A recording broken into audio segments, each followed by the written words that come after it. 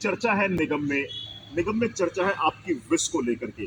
नव वर्ष के उपलक्ष्य में आपने एक विश की थी, वहां आपने जो चर्चा की थी निगम में वो ये थी कि जिन पार्षदों को आप पसंद करते हैं वही अगले साल आपसे मिले, और जिन पार्षदों को आप पसंद नहीं करते हैं वो आपसे अगले वर्ष सदन में ना मिले। तो रोटेशन को लेकर के आपकी यह विश कहीं सिद्ध तो होती नजर नहीं आ रही है। देखिए संजय जी, ऐसी कोई बात नहीं है, सबको मेरे नेचर का पता है और हंसी मजाक का वहाँ जोन में माहौल था, तो इसलिए मैंने ये भी चीज कर दी थी। सच में किसी की भावनाओं को ठेस पहुंचाने का मेरा कोई मकसद नहीं था। और समानता और 36 बिरादरी, ये दो पहलू अलग अलग हैं। और मैं चाहूँगी कि मेरे समाज को बढ़ावा मिले और अच्छे नेता चुनकर आए, चाहे वो किसी भी फील्ड से रिलेटेड हो, जो हमारे देश की और समाज की सेवा कर सके। नमस्कार दोस्तों, स्वागत है समाचार कैरी हिंदी न्यूज चैनल में। और 2022 दिल्ली नगर निगम चुनाव की आहट के साथ ही विभिन्न राजनीतिक सरगर्मियां तेज हो गई हैं। नजफगढ़ विधानसभा क्षेत्र में रोटेशन को लेकर के, डिमार्केशन को लेकर के क्या सोचते हैं जनप्रतिनिधि, कितना असर पड़ेगा उनके चुनाव पर, इन सब सवालों पर चर्चा करेंगे। तो दोस्तों, आज मैं फिर से मौजूद हूँ फार्म हाउस पर। केपी फार्म हाउस पर हमारे साथ चर्चा करने के लिए दिल्ली नगर निगम नजफगढ़ जोन की पूर्व चेयरपर्सन और वर्तमान में दचौकला वार्ड से पार्षद है श्रीमती नीलम कृष्ण पहलवान। तो आइए चर्चा करते हैं। स्वागत है मैम आपका। धन्यवाद। सबसे पहला सवाल है कि दिल्ली नगर निगम चुनाव को लेकर के जो संभावनाएं थी, रोटेशन को लेकर के और डिमार्केशन को लेकर के, नजफगढ़ विधानसभा क्षेत्र के पांचों वार्ड खासे प्रभावित हुए हैं। आप किस नजरिए से देखते हैं, कितना असर रहेगा? देखिए संजय जी, अलग अलग पार्टियों के नेताओं ने अपने तरीके से सभी ने तैयारियां की हुई थी, लेकिन जैसे ये लिस्ट आई है तो इससे केवल नजफगढ़ में ही नहीं, अभी तो पूरी दिल्ली में ही एक लहर सी आ गई।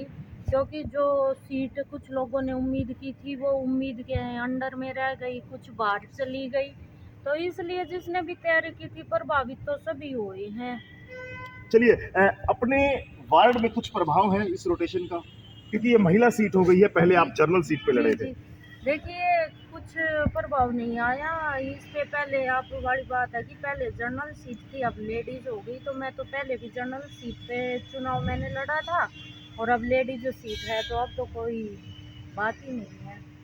निगम चुनाव को लेकर के खासी चर्चा है। जो क्षेत्र में एक सोशल मीडिया पर बातें चल रही हैं, एमसीडी में अब की बार आपकी सरकार, आप क्या समझते हैं? क्या केवल खोखला प्रचार है या धरातल पर आप किस नजरिए से देखते हैं? देखिए राजनीति में चुनाव से पहले और चुनाव के नतीजे आने से पहले अंदाजा लगाना मैं सबसे बेवकूफ़ी मानती हूँ, क्योंकि लोगों के समीकरण, लोगों के नज़रिए अपनी अपनी सोच पे डिपेंड करते हैं। तो जिसकी जो आम आदमी वाले होंगे वो उसकी बात करेंगे, हम बीजेपी के हैं तो हम बीजेपी की बात करेंगे, जो जिस पार्टी से संबंध रखता है वो तो उसी की बात करेगा ना। तो अब मैं बोलूँगी कि आम आदमी पार्टी है बिल्कुल खोखली हो चुकी, उसका कोई भी जनाधार नहीं है नजफगढ़ में, तो उसकी एक सीट आएगी नहीं, सारी बीजेपी की आएंगी। जी, चलिए, आप नीलम जी बीजेपी के प्रत्याशी हैं, ऐसी संभावनाएं हैं, क्षेत्र में चर्चा भी है, लेकिन मेरा अपना एक अलग सवाल है नीलम जी। 2022 निगम चुनाव भले ही है, लेकिन नजफगढ़ क्षेत्र की जो जनता है उसकी निगाहें आने वाले विधानसभा चुनाव पर है।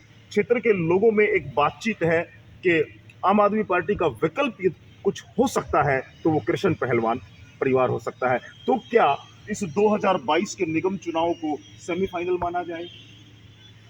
देखिए संजय जी, ये भविष्य की बात है, और भविष्य की बात का किसी को पता नहीं चलता कि आने वाला समय क्या रंग दिखाएगा। फिलहाल तो हमारा जो मकसद है वो भरत सिंह के सपनों को पूरा करना है, और भरत सिंह के सपने राजनीति में रहकर ही पूरे हो सकते हैं। तो हम चुनाव को चुनाव समझ कर नहीं लड़ते।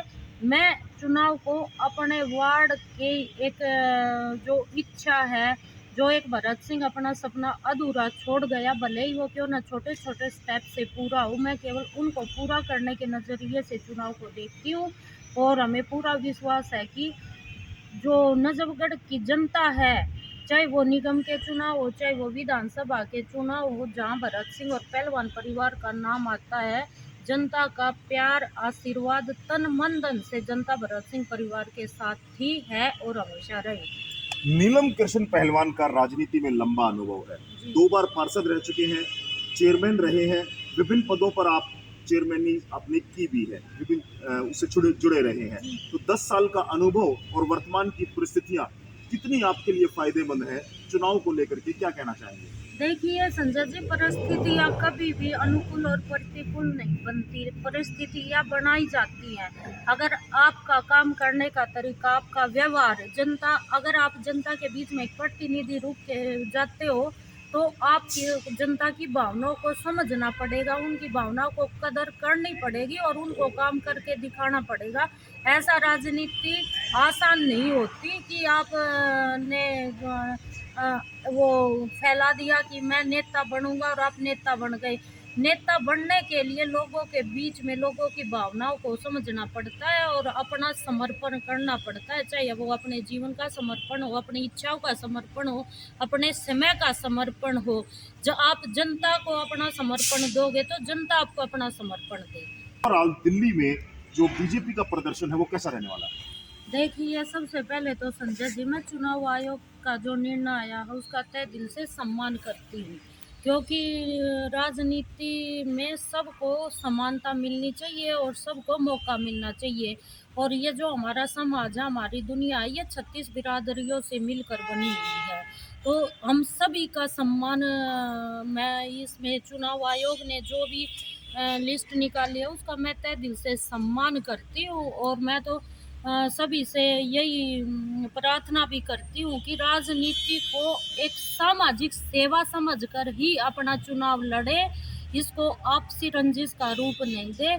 हम सबको मिलकर एक समाज को, एक अच्छे देश का, अच्छे राष्ट्र का निर्माण करना है और हम सब में जाति पात से ऊपर उठकर भाईचारा बनाकर अगर हम सब एक मिलकर काम करेंगे तो ही हम अपने देश और राष्ट्र हित का काम कर सकेंगे। बीजेपी की कैसा क्या रहेगा, बीजेपी ने हमेशा से अपना परचम लहराया और आने वाले चुनाव में भी अच्छा ही निर्णय आप लोगों के सामने आएगा, क्योंकि मैं पहले कुछ भी बोलकर बड़बोला नहीं बना जा सकता।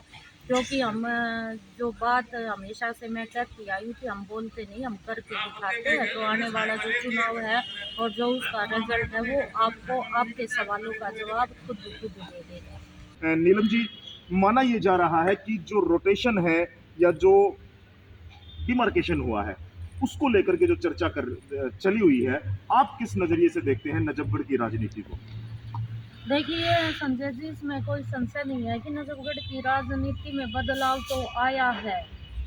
और ये जो बदलाव है, मैं ये उम्मीद करती हूँ कि हमारे नजफगढ़ के लिए अच्छा ही साबित होगा, क्योंकि कुछ तो एमसीडी में जो काम वार्डों में कंप्लीट नहीं हुए हैं, मेरे वार्ड को छोड़कर, क्योंकि मेरे वार्ड में काम 100 का 100 कंप्लीट है। बाकी मैं 4 वार्डों की बात करूँ तो हर वार्ड से लोग हमारे पास आते हैं, तो जो भी उनकी शिकायतें हैं, आने वाला समय उनके लिए कोई अच्छा पार्षद चुन के वार्ड में आए, ताकि उन लोगों की समस्याओं का समाधान कर सके और एमसीडी में एक जो समानता का स्थायित्व है वो स्थापित हो सके। और लोगों का मेन मोटो तो यही होता है कि समस्याएं ना हो, उनका समाधान हो जाए। कि बाजार में चर्चाएं होती हैं, राजनीतिक बातें होती हैं, हलचल होती है। आज नजफगढ़ विधानसभा क्षेत्र में एक चर्चा आम है, रोटेशन का सबसे बड़ा फायदा, और रोटेशन का बड़ा फायदा पार्टी को भी होने जा रहा है, क्योंकि पार्टी की एक एंटी इनकम्बेंसी जो लहर होती है, नए चेहरे आएंगे वो खत्म हो जाएगी।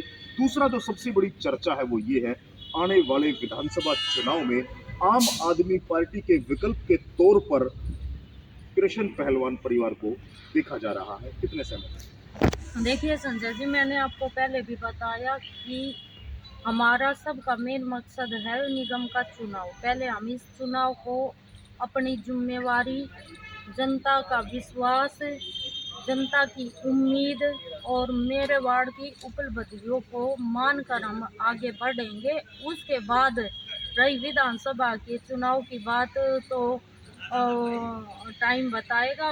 तैयारी तो हम करेंगे ही, इसमें कोई संशय नहीं है। अब निगम का चुनाव लड़ा है तो आगे विधायक का भी लड़ेंगे, लेकिन लड़ेंगे किस तरीके से, क्या समीकरण होगा वो तो समय ही बताएगा।